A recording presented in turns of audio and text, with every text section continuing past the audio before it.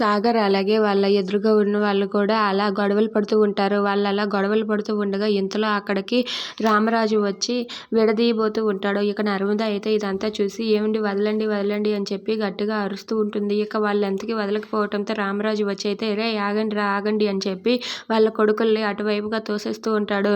అసలు ఏం జరిగిందిరా అని చెప్పి భద్రావతి అడుగుతూ ఉంటుంది. దాంతో అక్కడ ఉన్న వాళ్ళ కొడుకు ఇలా అంటూ ఉంటాడు, రామరాజు కొత్త కోడలు ఈ గీత దాటి మన గీత వైపు వచ్చింది, అందుకే నేను తనని కొట్టాను అని చెప్పి అంటూ ఉంటాడు. అది వినగానే అక్కడ ఉన్న సాగర్ అయితే ఇలా అంటూ ఉంటాడు, తను చేసిన పనికి తన తరపున నేను సారీ చెప్తున్నాను అని చెప్పి సాగర్ అంటాడు. అది వినగానే అక్కడ ఉన్న భద్రావతి అయితే ఏంటి నాయన నువ్వు సారీ చెప్తే సరిపోతుందా, లేదు నువ్వు సారీ చెప్పడానికి వీల్లేదు, ఆ సారీ ఏదో నీ బాబుని చెప్పమను అని చెప్పి భద్రావతి అంటుంది. అది వినగానే అక్కడ ఉన్న వాళ్ళందరూ కూడా అలా చూస్తూ ఉండిపోతారు.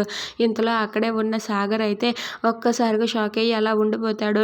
మా నాన్న ఎందుకు చెప్తాడు, మా నాన్న చెప్పడు, నేనే చెప్పాను కదా, నా భార్య తరపున నేను చెప్పాను, దయచేసి దీన్ని ఇక్కడితో వదిలేయండి అని చెప్పి అంటాడు. అది వినగానే అక్కడ ఉన్న భద్రావతి అయితే లేదు లేదు కుదరదు, దీనికి సమాధానం మీ నాన్నే చెప్పాలి, దీనికి సారీ కూడా మీ నాన్నే చెప్పాలి, మీ నాన్న సారీ చెప్తేనే కానీ ఇక్కడి నుండి కదిలేదే లేదు అని చెప్పి భద్రావతి అంటుంది. అది విని అక్కడ ఉన్న వాళ్ళంతా ఒక్కసారిగా షాక్ అయ్యి అలా ఉండిపోతారు. Thanks for watching friends, please subscribe our channel.